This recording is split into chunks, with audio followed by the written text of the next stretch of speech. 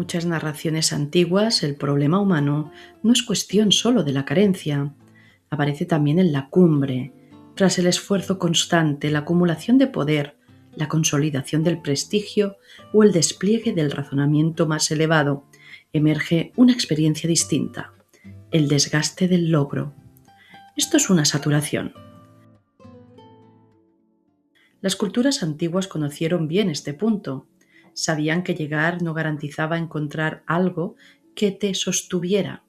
Sabían que el éxito, cuando se prolonga, deja de responder igual. El vacío que aparece ahí resulta más difícil de reconocer porque no nace de la falta de bienes y logros, sino del exceso. Fijaros que el logro promete como un cierre, un descanso. También te promete un sentido.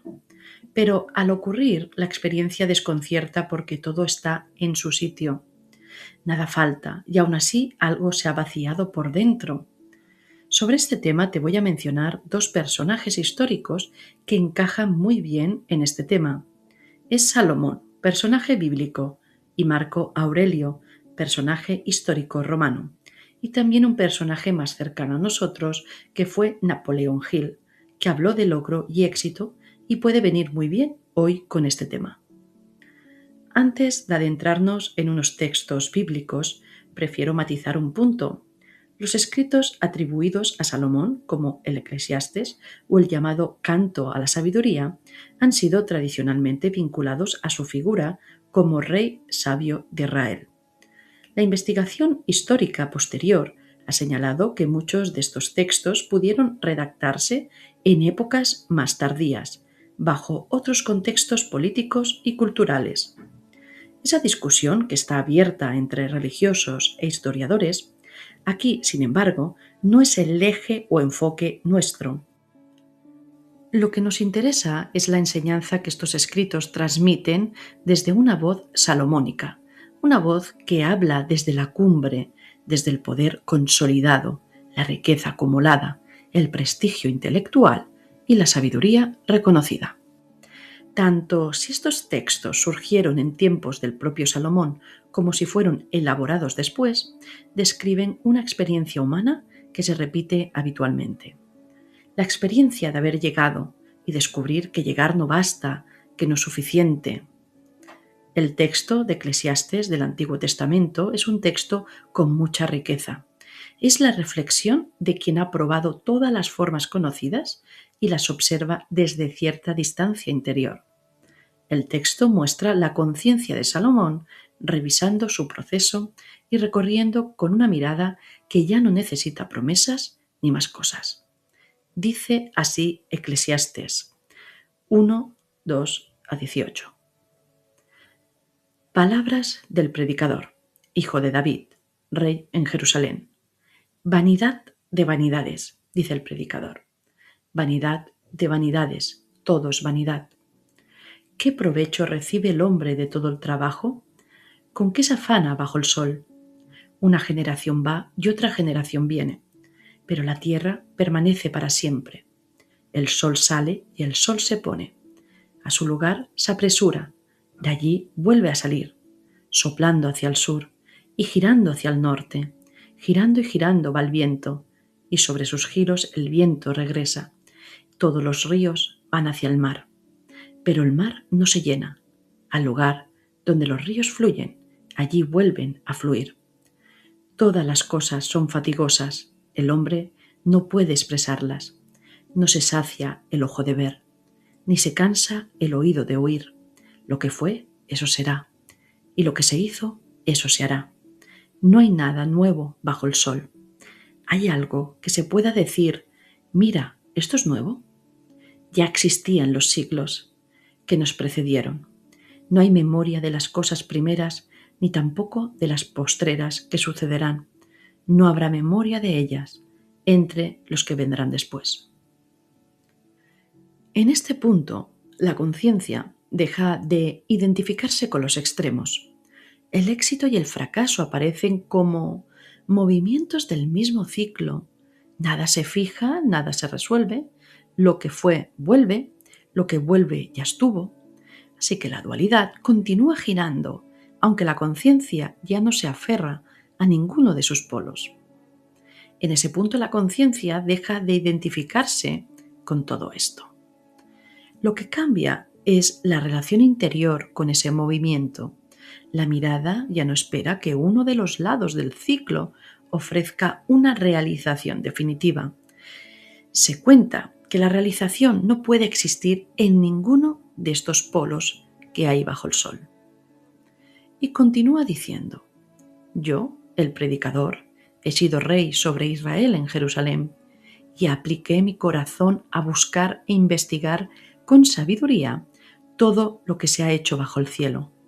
Tarea dolorosa dada por Dios a los hijos de los hombres para ser afligidos con ella.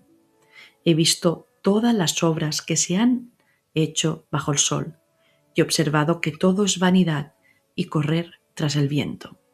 Lo torcido no puede enderecerse y lo que falta no se puede contar. Yo me dije: yo he engrandecido y aumentado en sabiduría más que todos los que estuvieron antes de mí sobre Jerusalén. Mi corazón ha contemplado mucha sabiduría y conocimiento, y apliqué mi corazón a conocer la sabiduría y a conocer la locura y la insensatez.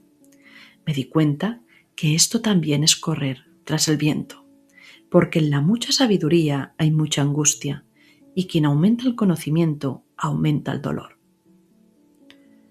Aquí el texto es rico en enseñanza. El uso del pasado no es aleatorio. El texto no dice soy rey, sino he sido rey. Eso nos dice que no habla alguien atrapado en el rol, sino alguien que lo ha traspasado y ahora puede dar cuenta de ello. Esa distancia con el personaje ya indica lucidez en su conciencia. Un punto esencial del texto es la palabra hijo del hombre. Hijo del hombre representa la dualidad en sí, lo que continúa naciendo bajo esta dualidad, bajo el sol. Lo que es creado por el hombre es dualidad.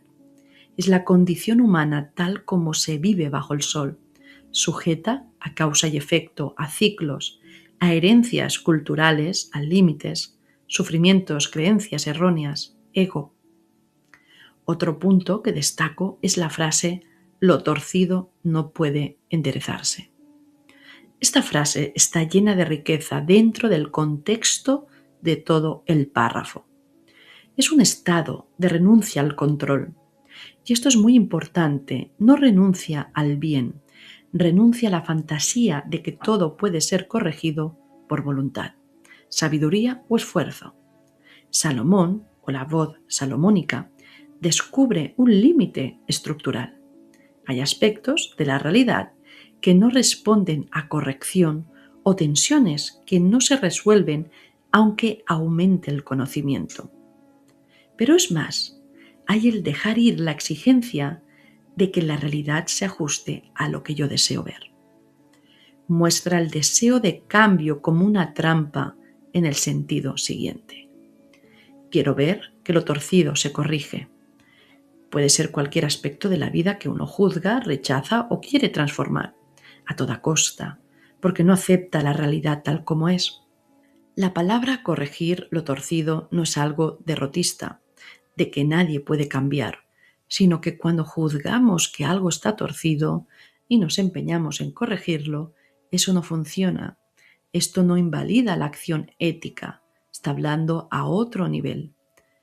Y el otro punto que destaco es la palabra correr tras el viento. Esto significa la dualidad sin salida, el bucle de retorno que hay en todo. Y dentro de este movimiento de correr detrás del viento es la conciencia que se aferra a los polos: éxito, fracaso, corregido, torcido, logrado, no logrado. Sí que queda atrapada en un ciclo que no se cierra. Correr tras el viento es perseguir algo que por su naturaleza no puede alcanzarse ni fijarse. Así que hay mucha sabiduría en los textos de Salomón. Otro personaje histórico, pues hablemos ahora de Marco Aurelio.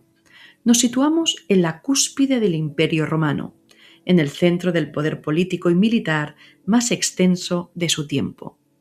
El orden dependía de él. Las decisiones atravesaban territorios, ejércitos y generaciones. Y sin embargo, lo que ha quedado no es un discurso de grandeza, al contrario, un cuaderno de observación. Su libro, Las Meditaciones, vislumbra por una lucidez sobria que no busca convencer a nadie. Además, no fue ni escrito para el público ni para la historia. Fue escrito para mantenerse despierto en medio de una función que, más lejos de la realidad, no le hacía sentir grande ni pleno. En sus meditaciones reflexiona de que pronto no será nada y que tampoco lo será nadie de los que le rodean. Reconocía que todo es efímero, tanto quien recuerda como lo recordado. Las cosas no tienen poder sobre el alma, permanecen fuera, inmóviles, y que la inquietud nace solo de la opinión que formamos de ellas. Y también reconocía que la vida de cada uno es lo que sus pensamientos hacen de ella. Tras Salomón y Marco Aurelio aparece un cambio decisivo. El vacío que puede traer la experiencia de logro o culminación se puede sanar, porque se reconoce que esa experiencia está en cómo la mente está orientada. Napoleón Hill aparece en un contexto histórico concreto. Estados Unidos, primera mitad del siglo XX, industrialización, expansión económica, fe en el progreso, exaltación del individuo que se hace a sí mismo. El éxito ya no es solo una herencia familiar o favor divino, empieza a aceptarse como resultado de un enfoque mental. El foco se desplaza. Ya no importa solo lo que haces, sino cómo piensas y cómo estás enfocado dentro de ti. En este contexto se empieza a entender que la mente es una herramienta creativa capaz de atraer resultados, modelar circunstancias y mantener una sensación de control interno frente a la incertidumbre. Además, Hill percibió que el problema es cuando el éxito termina por cargarse o interpretarse con una función que no le corresponde. Se le pide que confirme un valor personal y que garantice la paz, o que cierre la herida de la insuficiencia o la herida de abandono o falta de atención paternal. Y ahí la mentalidad de logro o éxito, en lugar de liberar, se dirige a tensarse y volverse una experiencia de auténtico vacío. En definitiva, el logro deja de ser un efecto natural y se transforma en una prueba de reconocimiento. Pero cuando hay heridas emocionales, ningún logro llena ese vacío. Entonces el éxito, que es un efecto, se convierte en tu identidad o estabilidad de tu identidad y ahí se empieza a tambalear todo. Pero ha surgido otro reto en la humanidad, que es otra trampa del ego. El ego ya no se apoya solo en el poder o la sabiduría, ahora se apoya en la idea de evolución constante, en la obligación de mejorar, en la vigilancia de la mente. El control no desaparece, ha cambiado de forma. Hay algo esencial que cambia en la experiencia de logro o realización o cumbre personal. Y es que cuando el éxito o logro se le devuelve a su lugar correcto, deja de definir ni prometer nada y vuelve a una estación temporal y no un destino como se le atribuyó.